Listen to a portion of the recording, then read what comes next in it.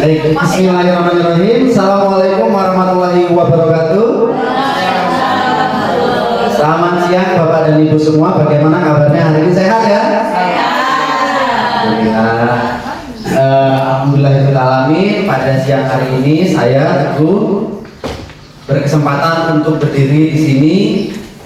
Mungkin di awal ini perlu saya sampaikan dan perlu saya tekankan bahwa saya di sini bukan bermaksud untuk mengajari, apalagi kok menggurui, enggak Bapak Ibu, tapi dalam kesempatan ini saya ingin sedikit bercerita saja, karena selama kurang lebih 2 bulan belakangan ini saya banyak menyendiri di dalam kamar menghadiri Zoom Bapak Ibu, dan di situ oleh Bapak Fasilitator diberi beberapa ilmu sehingga hari ini saya diminta untuk membagikan itu kepada Bapak dan Ibu.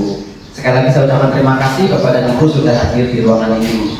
Sebelum saya melanjutkan untuk membahas diseminasi penerapan budaya positif di sekolah, saya mau sedikit bercerita, boleh Bapak Ibu ya? Boleh. Nggak lama, paling 3 jam. Jadi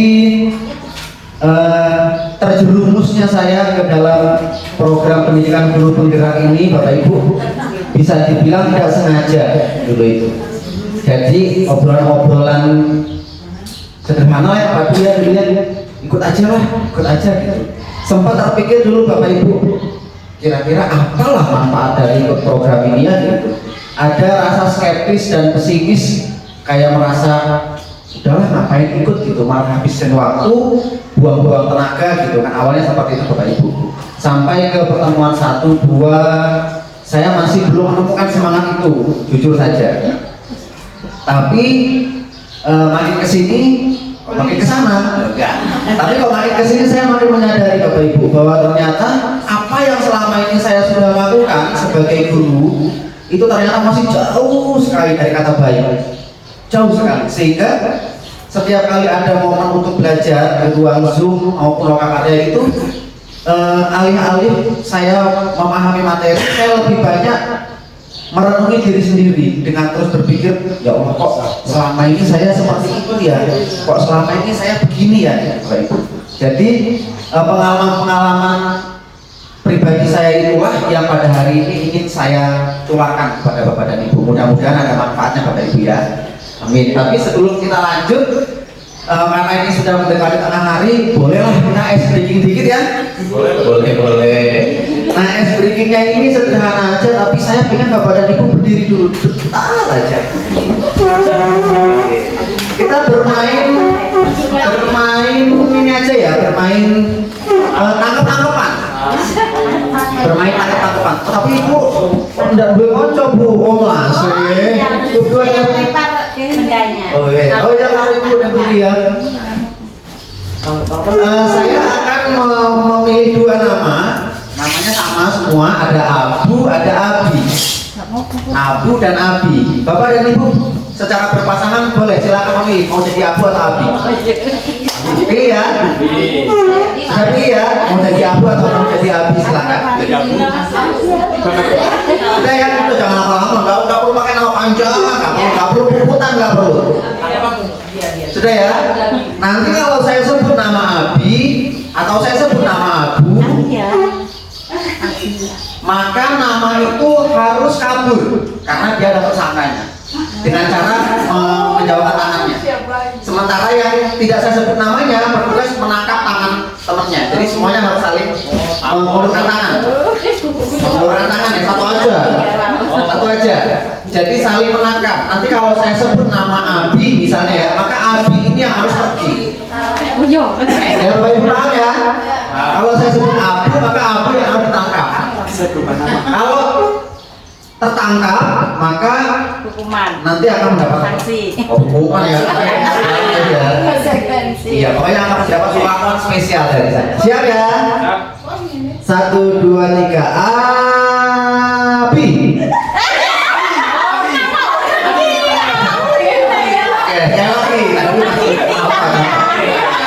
Yang namanya saya sebut, dia yang harus ditangkap. Yang namanya saya sebut harus ditangkap. Namanya siapa kan saya nggak tahu ya. Siapa itu nama siapa? Yang namanya saya sebut harus ditangkap.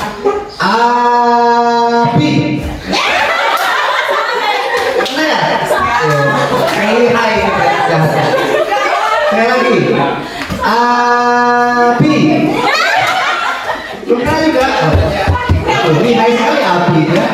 Sekali lagi Abu. Kadang-kadang, waduh, ini main-main semua yang kamu boleh sekali lagi. Abu. Oh, ada yang menang akhirnya. Ya, tepuk tangan.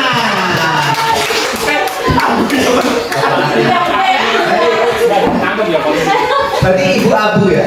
Ibu Abu. Ibu Abu sebagai bentuk perlakuan istimewa yang tadi saya janjikan, saya hanya ingin bertanya, menurut Ibu, guru yang baik itu guru yang seperti apa?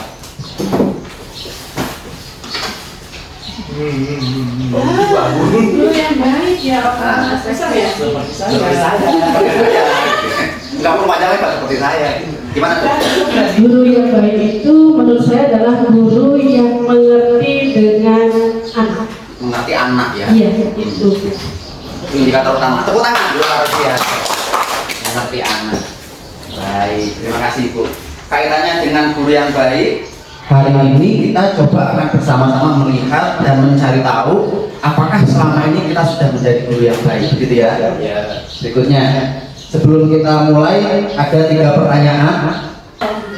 Setuju atau tidak setuju Bapak Ibu? Belum. Ya, jangan sampai saya keluar anduk. Apakah hukuman itu bisa mendisiplinkan anak, Pak? Bisa. Harus setuju ya? Anak kalau kita hukum, dia disiplin, setuju ya? Yang kedua, kalau kita kasih anak-anak kita hukuman yang positif, misalnya suruh bersihkan rumput, bersihkan sampah, atau misalnya membaca buku, apakah itu juga akan memberikan dampak yang positif pada anak kita? Setuju. Setuju juga. Yang ketiga, memberi penghargaan anak kita karena nilainya 10 kita belikan motor, belikan mobil, itu akan meningkatkan motivasi belajar anak. Setuju. Itu kalau mau beli mobil ya. Oh, jangan anak saya aja langsung setuju ya. Setuju ya, tapi memberikan penghargaan itu bisa meningkatkan motivasi, setuju ya. Oke. Nah, kaitannya dengan pertanyaan itu kita akan melihat disiplin positif dan yang tulisan biru dan nilai kebajikan universal. Berikutnya, kepala tangan nggak usah. Nah ini adalah satu paradigma berpikir yang selama ini mungkin kita yakini benar ya. Sebagai guru kita berpikir bahwa kita itu punya kekuatan untuk mengontrol anak-anak kita, untuk menjadikan mereka seperti apa yang kita mau. Sehingganya di dalam kelas maupun luar kelas kita selalu memposisikan diri sebagai seseorang yang serba tahu, serba bisa. Gitu. Kita mengesampingkan fakta bahwa anak-anak kita itu juga punya jiwa sendiri, mereka punya pemikiran sendiri, mereka punya cita-cita sendiri, mereka punya sesuatu dalam dirinya yang kita tidak bisa campuri sebesar apapun usaha kita untuk mencampuri itu. Jadi yang pertama, ilusi bahwa guru bisa mengontrol murid. Kemudian ilusi bahwa kritik itu bisa membuat orang merasa bersalah sehingga bisa menguatkan karakter orang yang kita kritik itu. Gitu. Saya pribadi ketika ya belum dulu ya, beberapa waktu belakangan ini bahkan masih merasa seperti itu. Kalau melihat anak yang bersalah, saya akan kritik anak itu dengan harapan anak itu akan bisa berubah. Tapi ternyata setelah mengetahui ini, itu semua adalah sebuah ilusi, tidak benar ya. Kemudian ilusi bahwa semua penguatan positif itu efektif dan bermanfaat. Dan yang terakhir, ilusi bahwa orang dewasa seperti kita guru itu punya hak untuk memaksa anak-anak kita yang notabene belum termasuk orang dewasa. Padahal sejatinya tidak ya. Berikutnya, jadi sebetulnya siapa yang punya kontrol itu? Nah, pertanyaannya. Jadi kalau selama ini sebagai guru kita merasa anak-anakku harus mau jadi seperti yang aku ingin, mereka harus begini, mereka harus begitu. Padahal sejatinya tidak. Anak-anak sebagaimana yang kita pahami bersama, mereka itu sebetulnya sudah punya sesuatu dalam dirinya. Ini seperti yang digambarkan oleh tokoh pendidikan nasional kita, Pak Ki Hajar Dewantara. Beliau mengatakan anak-anak itu bukan lagi kertas kosong, bukanlah sebuah kertas kosong yang datang ke sekolah, guru mengisi gitu ya sesuai apa guru mau, tidak. Anak-anak itu datang sudah dengan sesuatu dalam dirinya, sudah ada kodratnya. Guru bertugas untuk mengarahkan supaya anak tumbuh sesuai dengan kodratnya. Gitu. Maka siapa yang punya kontrolnya? Anak itu sendiri, bukan kita, gitu ya. Berikutnya, nah ini yang tadi kita coba bahas di awal. Kita berpikir bahwa dengan memberikan reward, dengan memberikan punishment, itu anak-anak bisa menjadi disiplin, jadi lebih baik. Padahal sejatinya itu adalah bentuk disiplin yang biasa. Itu adalah disiplin yang datang dari faktor luar, eksternal. Sementara yang disebut disiplin positif itu anak harus bisa berubah menjadi lebih baik karena ada pengaruh dari dirinya sendiri, kontrol dari dalam diri. Gitu. Artinya bukan lagi berubah karena ada hukuman dan hadiah, tapi berubah karena anak itu merasa dia membutuhkan perubahan itu. Kemudian ada hukuman dan hadiah, itu juga bentuk disiplin yang biasa. Sementara disiplin positif adalah harus ada konsekuensi yang logis dari apa yang mereka lakukan. Kalau itu salah, mereka harus tahu itu salah. Kalau itu baik, mereka harus tahu itu baik. Tanpa harus kita beri hukuman dan juga kita beri hadiah. Berikutnya Bapak Ibu langsung. Nah, kalau kita berbicara soal disiplin, ini mungkin kita lebih banyak berbicara soal tepat waktu. Kemudian memakai seragam sesuai dengan apa yang diinstruksikan, membawa peralatan perlengkapan yang sudah ditentukan. Kalau tidak melakukan itu tidak disiplin, begitu ya. Padahal sejatinya disiplin itu cenderung lebih luas daripada sekedar mengikuti aturan. Disiplin itu berarti belajar, begitu ya. Jadi kalau anak-anak kita sudah mau belajar, maka ya itu sudah mengarah pada kedisiplinan. Ya, berikutnya Bapak Ibu. Nah, ini yang menjadi nilai kebajikan universal yang ingin kita dapat terapkan pada anak-anak kita di sekolah. Kaitannya dengan profil pelajar Pancasila ya Bapak Ibu, yang kita sudah menerapkan dan melaksanakan ini kurang lebih 2 tahun gitu ya. Dan kita secara kontinu terus menanamkan nilai-nilai profil pelajar Pancasila yang tertera di depan dia: beriman dan bertakwa kepada Maha Esa, mandiri, bernalar kritis, berkebinan global, bergotong royong dan juga kreatif. Berikutnya, nah ini kaitannya dengan teori motivasi, hukuman dan penghargaan, dan juga restitusi. Ini menjadi pertanyaan mendasar harusnya Bapak Ibu ya bagi kita sebagai guru, sebagai pendidik. Apakah kita itu sudah menjadi seorang pendidik yang sebenarnya? Kalau saya pribadi ya setelah mempelajari ini tadi saya sampaikan di awal, jadi betul-betul paham bahwa saya itu masih jauh sekali dari kata pendidik yang baik. Kalau indikator yang tadi Bu Fi sampaikan, guru yang baik adalah guru yang mengerti siswa. Mungkin dari semua yang saya lakukan selama ini, saya belum sampai ke tahap itu. Makanya akhirnya saya menyimpulkan saya belum menjadi guru yang baik. Oleh karena itu, teori motivasi dan segala hal yang dipelajari dari modul ini akan mulai terapkan. Yang pertama, ada namanya motivasi eksternal, motivasi yang membuat anak-anak kita itu mau menjadi baik, mau menjadi disiplin, mau menjadi rajin karena adanya dorongan eksternal. Nah ini yang selama ini saya berikan kepada anak-anak, mendorong mereka untuk berubah, mendorong mereka untuk disiplin. Tapi semua hanya murni saya lakukan dari diri saya sendiri tanpa memperhatikan keharusan mereka untuk berubah dari dirinya sendiri. Sehingga perubahan yang terjadi pun itu hanya karena faktor tidak mau dihukum oleh saya. Nah, sementara yang kita sebut motivasi internal itu adalah anak-anak yang mau menjadi disiplin, menjadi baik karena mereka paham disiplin, baik, rajin itu akan mendatangkan manfaat untuk diri mereka.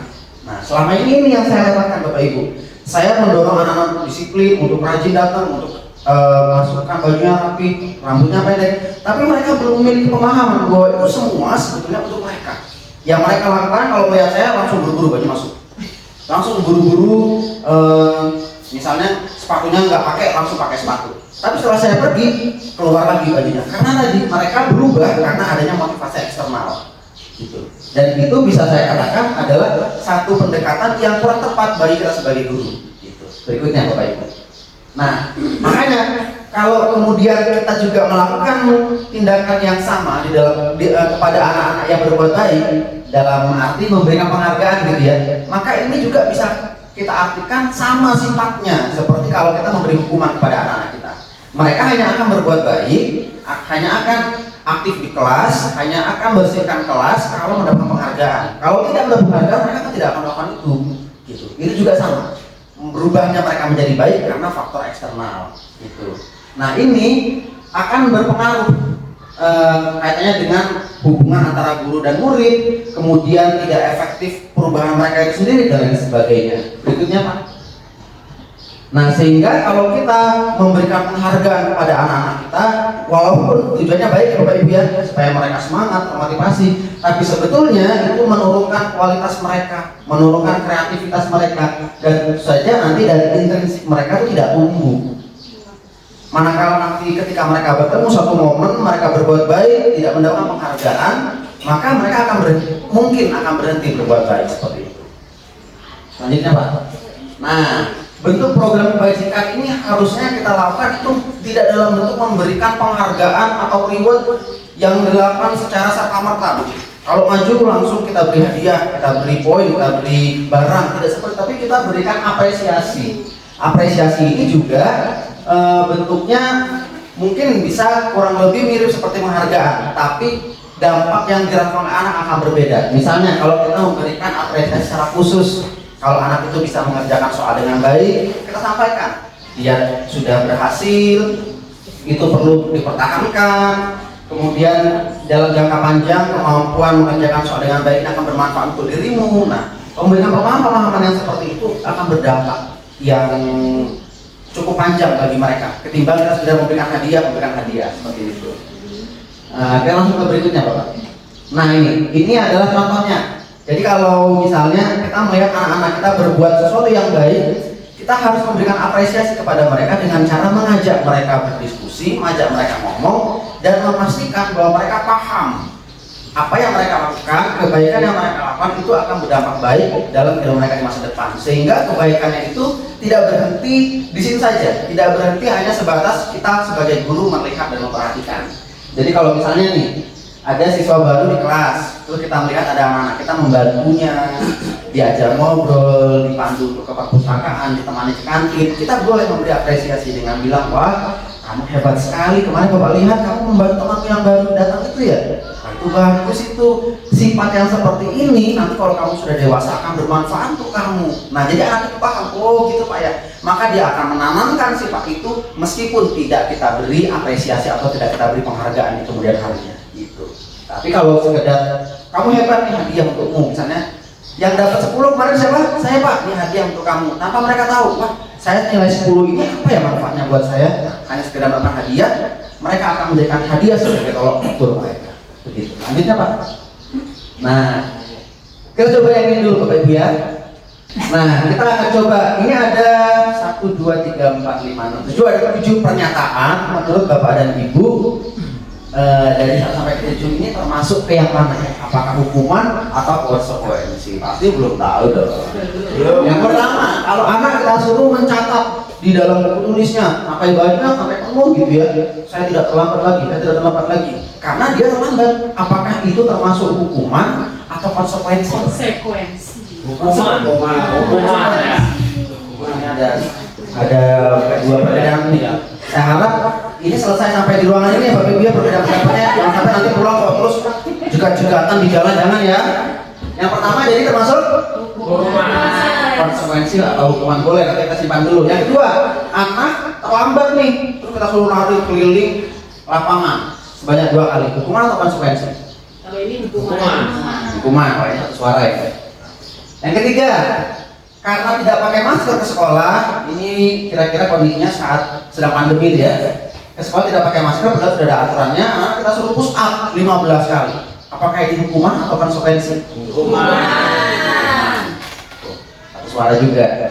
Ada anak-anak kita mengganggu temannya yang lain, buku temannya, tugas temannya itu dicoret-coret. Kemudian kita minta anak itu untuk mengganti kertas yang baru, yang sudah dicoret. Apakah ini hukuman atau konsekuensi? Konsekuensi luar biasa. Satu suara. Kemudian nih, akhirnya tidak boleh kejadian kemarin ya, nggak tersengaja tuh tersenggol gelasnya, jatuh, pecah, akhirnya tumpah. Anak-anak kita suruh membersihkan air itu dan gelas itu. Apakah itu masuk hukuman atau konsekuensi? Konsekuensi. Luar biasa. Kemudian murid disuruh untuk mengenakan sepatu seharian, untuk tidak pakai sepatu seharian karena dia datang ke sekolah tidak pakai sepatu warna hitam. Aturannya pakai hitam, dia tidak pakai. Jadi selama seharian tidak boleh pakai sepatu. Apakah ini hukuman atau konsekuensi? Hukuman. Yang terakhir, anak-anak waktu pelajaran Ibu Karwati ya biar terlambat Bu 10 menit. Ibu suruh tuh anak keliling lapangan 2 kali. Apakah ini hukuman atau konsekuensi? Hukuman. Luar biasa ya. Jadi memang ada beda. Bentuknya mungkin terlihat sama, tapi berbeda-beda. Yang pertama, kalau anak kita suruh nulis di dalam buku karena terlambat, disebut hukuman. Mengapa kita sebut hukuman? Karena apa yang dia kerjakan itu tidak punya dampak terhadap kesalahan yang dilakukan. Wong dia terlambat kok suruh nulis, memang akan berdampak pada keterlambatannya, tidak kan? Kira-kira kalau seandainya ada anak terlambat, konsekuensi apa yang akan kita lakukan supaya anak itu belajar dari kesalahannya? Ada yang mau menjawab? Kalau anak-anaknya terlambat ke sekolah, konsekuensi apa yang akan kita berikan supaya anak itu belajar dari kesalahannya? Kalau suruh nulis kan hukuman ya. Berapa kira-kira? Budi kan mungkin pernah punya pengalaman? Kalau anak terlambat berapa? Ya, misalnya sedang ujian atau ulangan, jika siswa itu terlambat, berarti konsekuensinya yang seharusnya dia mengerjakan soal selama 120 menit mungkin jadi berkurang waktunya, tapi tidak ditambah waktu lagi. Oh iya, kalau dalam kondisi sedang ujian ya Bu ya, seharusnya punya waktu yang lebih panjang sehingga dalam mengerjakan bisa lebih leluasa gitu Bu ya. Karena terlambat, dia jadi rugi. Akhirnya dia menyadari, oh karena saya terlambat, saya rugi. Harusnya saya bisa mengerjakan dengan baik, jadi buru-buru karena waktunya terbatas gitu Bu ya. Betul, itu jadi terdampak ya, dan dia akan belajar dari kesalahannya. Tapi saya ubah situasinya Bu, seandainya yang terjadi bukan saat ujian, tapi saat belajar biasa. Jadi apa konsekuensinya? Kembali ke kontrak awal pembelajaran. Nah, di situ kita sepakati, nah kalau seandainya terlambat berapa menit atau berapa jam, apa konsekuensi yang akan kita sepakati. Kalau kata anak, oke Pak, usah 5 kali, berarti kalau ada anak yang yang terlambat, ya itu udah kesepakatan kita bersama. Jadi mereka bukan hukuman ya, konsekuensinya ya itu. Oke. Jadi konsekuensi atau hukuman yang sudah disepakati dari awal. Ya. Meskipun sekarang kita geser dulu ke sebelahnya. Meskipun kita memahami bahwa apa yang menjadi konsekuensi itu tidak memiliki dampak edukatif terhadap kesalahan dia. Oke. Tapi kalau menurut teori yang dipaparkan di slide tadi, apa yang kita berikan kepada anak, bentuk perlakuan akibat kesalahan dia, itu harus berdampak secara edukatif ya, artinya punya kesinambungan gitu. Seperti tadi mereka sampaikan ya, karena terlambat, ya dia konsekuensinya waktunya mepet gitu ya. Atau kalau di jam biasa dia terlambat, yang lainnya istirahat, dia harus belajar lagi gitu. Nah itu menjadi konsekuensi, sehingga anak selain mendapat ketidaknyamanan ya, karena yang istirahat dia tidak, selain mendapat ketidaknyamanan tapi dia juga mendapatkan ilmu tambahan, tidak dirugikan seperti itu. Dan yang kedua, kalau keliling lapangan 2 kali karena terlambat, ini juga hukuman karena tidak punya dampak, tidak punya relativitas ya, tidak punya korelasi dengan kesalahan dia. Kemudian push up juga hukuman. Tapi kalau yang ketiga, mengganti kertas yang baru karena kertas yang lama dia coret-coret, ini adalah konsekuensi. Karena punya hubungan dan dia bisa belajar dari kesalahannya. Begitu juga dengan yang berikutnya ya. Berikutnya Pak. Nah ini perbedaan hukuman dan konsekuensi supaya nanti ketika kita mau memberikan perlakuan kepada anak kita bisa memahami apakah ini sudah tepat atau belum. Hukuman itu jelas, bentuknya itu menyakiti bagi anak-anak kita, entah itu secara fisik maupun psikis. Misalnya, sekarang kita ke bagian yang berikutnya Bapak Ibu ya. Apa itu restitusi? Jadi restitusi ini sebetulnya ya sudah sering lah Bapak Ibu ya kita lakukan. Restitusi adalah sebuah proses untuk mengajak anak-anak kita itu memahami kesalahan mereka, memperbaiki kesalahan mereka, sehingga mereka itu nanti selesai dari proses restitusi bisa kembali sama seperti teman-teman yang lain yang tidak berbuat kesalahan. Nah ini tadi yang kita bahas di awal, hukuman itu termasuk identitas gagal. Mengapa disebut identitas gagal? Karena pemberian hukuman tidak memberikan dampak psikologis bagi anak untuk berubah, tapi ya dihukum hanya membuat mereka jengkel, sedih, sakit hati. Sementara konsekuensi restitusi akan memberikan dampak. Berikutnya Pak. Nah ciri restitusi, dia tidak menebus kesalahan sifatnya, tapi untuk belajar dari kesalahan itu, kemudian memperbaiki hubungan berupa tawaran bukan paksaan. Kemudian restitusi juga menuntut anak untuk melihat ke dalam diri mereka sendiri, apakah saya salah, mengapa saya salah, bagaimana supaya saya tidak berbuat kesalahan lagi. Jadi dengan adanya restitusi ini, guru mengajak anak berubah karena mereka tahu bahwa mereka harus berubah, bukan karena paksaan kita. Berikutnya. Nah, ini berkaitan dengan keyakinan kelas. Mengapa ya kok keyakinan kelas dengan peraturan kelas itu berbeda, yaitu disebutkan karena keyakinan kelas itu lebih berfokus pada hal positif yang akan mereka capai. Jadi kalau kita buat keyakinan kelas, anak-anak akan mengerti, oh saya harus seperti itu karena itu baik untuk saya. Kalau peraturan itu cenderung berisi larangan-larangan, sehingga anak-anak itu nanti akan mengikuti tetap, tapi mereka tidak paham maksudnya. Contohnya saja lah yang pertama, mengapa ya kita harus pakai helm kalau naik motor? Kalau orang yang paham, kalau tidak ada polisi, pakai helm, karena paham pakai helm itu untuk menyelamatkan dirinya. Tapi kalau orang memakai helm karena adanya peraturan, taruh di depan helmnya ya kan? Nah, ya tuh kayak takutnya. Ya, Yang penting bawa. taruh depan. Terus kalau ada polisi yang dibonceng nggak pakai helm diturunin. Itu karena dia memakai helm hanya karena peraturan. Begitu juga anak-anak kita Pak Bu. Kalau anak-anak kita beri keyakinan kelas, mereka akan paham yang mereka lakukan itu untuk mereka kebaikannya. Misalnya, lanjut Pak. Nah ini, yang di samping ini bisa langsung kita sebut ini adalah peraturan tanpa menjelaskan apakah yang dilakukan ini baik atau tidak, manfaatnya apa, anak-anak tidak terjelaskan. Sementara yang di sini langsung kepada perilaku yang akan mereka peroleh, sifat watak yang akan mereka peroleh. Kami murid dan guru yang saling menyayangi. Maka dari tujuan ini mereka tahu kalau setiap hari menegurnya dengan sopan, bersalaman, tidak menghina, tidak mengejek, mereka akan saling menyayangi. Mereka semangat belajar dan mereka peduli. Nilai-nilai kebajikan yang dimunculkan berisi nilai universal. Berikutnya Pak. Berikutnya. Misalnya ini Pak Bu, kita coba langsung ya. Kalau peraturan itu berbunyi selalu kembalikan buku ke tempatnya, maka keyakinan kelasnya kira-kira apa ya Pak? Iya. Misalnya dengan kalimat yang tadi ya, yang lebih apa tadi? Lebih anak-anak. Aku adalah anak yang bertanggung jawab. Nah, maka dengan membaca kalimat keyakinan kelas, mereka tidak berfokus pada harus begini atau dihukum tidak, tapi mereka berfokus pada itu baik untuk saya. Yang kedua, dilarang mengganggu orang lain. Keyakinan kelasnya adalah saya harus menghormati orang lain. Itu Bapak Ibu ya. Berikutnya lagi. Oh, video sounding. Oh. Berikutnya kebutuhan dasar manusia dan dunia yang berkualitas. Kita mendidik anak-anak kita Bapak Ibu ya, karena kita sadar mereka itu punya kebutuhan yang harus dipenuhi. Apa saja? Ada 5. Yang pertama kebutuhan untuk bertahan hidup. Ingin disayangi, ingin diterima, ingin merasakan kesenangan, ingin merasakan kebebasan, dan ingin kekuatan, ingin kekuasaan. Anak-anak kita itu selalu memiliki perasaan ini. Makanya kalau di kelas kita jelaskan kok mereka misalnya main game, karena mereka membutuhkan kesenangan.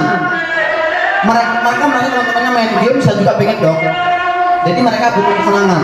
Yang harus kita lakukan bukan serta-merta memarahi, menghukum, ambil HP-nya, dipukul, tidak. Tapi kita pahami dulu bahwa mereka memang butuh itu. Setelah kita paham mereka butuh, kita bisa masuk dengan teritori yang awal tadi, institusi, konsekuensi, kita nasihati, kita buat mereka paham kalau main game dalam waktu berdampak buruk bagi mereka. Sehingga besok mereka tidak bawa HP ke kelas bukan karena takut, tapi karena mereka tahu main game di kelas tidak bermanfaat untuk saya. Gitu. Berikutnya Pak. Nah, 5 posisi kontrol. Ini adalah posisi kita sebagai guru. Yang pertama, menghukum. Apakah kita adalah guru yang suka menghukum? Saya iya. Dulu. Kemudian membuat merasa bersalah. Apakah kita sering membuat anak-anak kita merasa bersalah dengan menunjukkan bahwa kita marah, kita jengkel, kita kecewa? Mungkin pernah. Kemudian apakah kita pernah menjadikan diri kita sebagai teman, menjadi pemantau, menjadi manajer? Pernah. Cuma mungkin berbeda antara satu dengan yang lainnya, kemudian berbeda antara kasusnya. Tapi berikutnya Pak, kalau kita bisa berikutnya lagi dulu. Nah, kalau kita melihat dari tabel ini, kita bisa memastikan bahwa kalau kita sukanya menghukum, kita sukanya membuat anak-anak kita merasa bersalah, sebetulnya adalah tindakan yang mengajak anak-anak untuk menjadi identitas yang gagal. Karena tadi dikatakan di awal, kalau kita menghukum, kita membuat mereka bersalah, mereka tidak berubah hanya karena mereka tahu itu salah, tapi mereka berubah ya karena kita. Kalau kita udah nggak ada, kita maksudnya nggak ada tuh pulang gitu ya. Kalau ada pulang atau misalnya anak itu sudah SMA gitu ya, sudah tidak ada lagi yang menghukum dan yang membuat merasa bersalah, mereka akan kembali ke watak mereka. Tapi kalau kita beralih sebagai guru yang memposisikan sebagai teman, sebagai pemantau, atau lebih baik lagi sebagai manajer, perlahan-lahan mereka akan memahami. Misalnya anak itu nulisnya asal-asalan, tidak mau rapi, main tipek sana tipek sini, loncat-loncat, tidak rapi lah. Alih-alih menghukum atau berbicara, saya kecewa loh sama kamu kok kamu begini nulisnya, coba kita posisikan diri sebagai teman, sebagai pemantau. Setelah itu ajak mereka untuk memahami, tulis rapi, catatan lengkap, itu akan membuat mereka belajarnya mudah, sehingga saat ujian nanti mereka belajarnya nyaman. Mereka akan memahami itu maksudnya ya. Berikutnya Pak, nah ini tadi ya pernyataan-pernyataan, saya kecewa sekali dengan kamu tidak benar ya melakukannya. Tidak ada orang yang seperti kamu di sekolah ini, cuma kamu yang paling bandel. Itu posisinya sebagai penghukum, membuat anak-anak menciut, nggak punya kepercayaan diri. Tapi kalau kita bilang, kita panggil, nah yang seperti itu tidak benar. Kamu kan tahu kalau kamu mau jadi polisi, kan kemarin bilang sama bapak mau jadi polisi toh. Kalau kamu mau jadi polisi ada tepat waktu dong. Emang ada polisi bangunnya jam 10. Mereka perlahan-lahan memahami, oh iya ya Pak. Nah dari pemahaman itu mereka akan berubah. Berikutnya lagi Pak. Nah yang ini segitiga restitusi. Ini adalah salah satu upaya yang bisa kita lakukan sebagai guru untuk membuat anak-anak kita berubah, tapi tidak membuat mereka berubah karena orang lain, tapi karena diri sendiri. Bagaimana caranya? Yang pertama, kita panggil dan kita stabilkan identitasnya. Caranya adalah dengan memberi dorongan. Kita percaya tidak ada orang yang sempurna di dunia ini ya, bahkan kita sebagai guru. Maka ketika anak berbuat salah, kita beri dukungan dulu. Ya udah nggak apa-apa nak. Bapak juga dulu pernah sih main game waktu kecil. Tapi ya main game itu bukan berarti setiap waktu main game. Jadi kita memasuki kehidupan dia, memahami keinginan dia. Berikutnya, kita validasi kebutuhannya. Kamu bisa saja kan melakukan hal yang lebih buruk, tapi kamu enggak kan? Kamu bisa aja waktu pelajaran Pak Rizdi, kamu bolos, tapi kamu enggak, kamu yang tidur di kelas. Sebenarnya itu bagus, kamu masih mau hadir. Tapi coba deh, kalau kamu tidur, kamu dapat enggak ilmunya? Jadi kita tidak langsung menyalahkan, tidak langsung menghukum, tapi kita masuk dulu ke dalam keinginan anak, ke dalam kebiasaan anak. Yang terakhir, kita tanyakan keyakinannya. Coba kalau kamu tidur seperti itu, dapat enggak ilmunya? Kalau kamu di kelas ngobrol aja, paham nggak materi? Kalau nggak paham materi IPA, gimana harus jadi dokter? Jadi jangan-jangan ketika sakit flu, obatnya tipes lagi. Sembuh nggak Bu? Sembuh ya. Gitu. Jadi kita beri pemahaman ke mereka supaya mereka itu berubah karena mereka tahu kebaikan mereka. Berikutnya Pak. Nah, jangan intervensi. Jadi kita melakukan segitiga restitusi untuk membuat anak paham kesalahan mereka, belajar dari kesalahan mereka sehingga mereka menjadi lebih baik karena mereka paham. Menjadi lebih baik itu bagus untuk diri mereka, bukan karena faktor paksaan kita sebagai guru. Gitu Bapak Ibu ya. Baik, sebelum saya akhiri nih, mungkin ada yang mau ditanyakan. Silakan Bapak Ibu, mungkin ada yang mau ditanyakan? Memberikan satu pernyataan bisa. Oh boleh, silakan. Jadi saya bisa menyimpulkan bahwa ini tidak hanya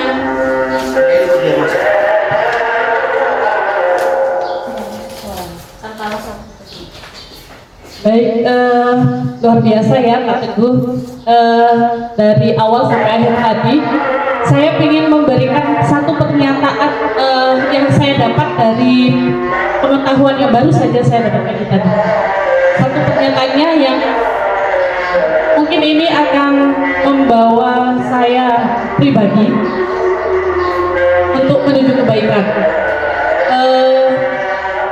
Anak baik adalah bukan yang tidak pernah melakukan kesalahan, tapi yang memperbaiki kesalahannya, tapi yang menyadari kesalahannya dan memperbaikinya. Mungkin itu. Terima kasih. Sepakat Bu, luar biasa. Cek, mungkin sedikit menambahkan dan menyimpulkan dengan dua kata-kata dari materi yang Pak Teguh sampaikan yang di sini dapat saya ambil. Semuanya itu cuma 2 kata sih Pak, pola komunikasi. Terima kasih.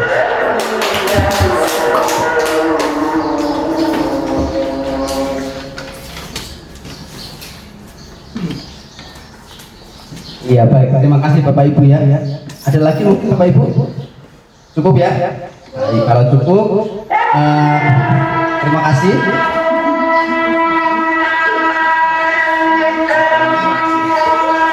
Terima kasih Bapak Ibu atas perhatiannya hari ini, dan terima kasih karena sudah memberi kesempatan untuk saya untuk belajar, dan semoga apa yang kita bahas hari ini bisa menjadikan kita sebagai pendidik yang lebih baik, karena sampai detik ini saya masih percaya bahwa seorang pendidik itu adalah orang yang menggunakan ilmunya untuk kebaikan orang lain ya Bu ya, sehingga insya Allah pahalanya akan terus mengalir. Mudah-mudahan pekerjaan saya tidak semata-mata diganjar oleh gaji yang berbentuk rupiah, tapi juga diganjar dengan amal ibadah dan pahala.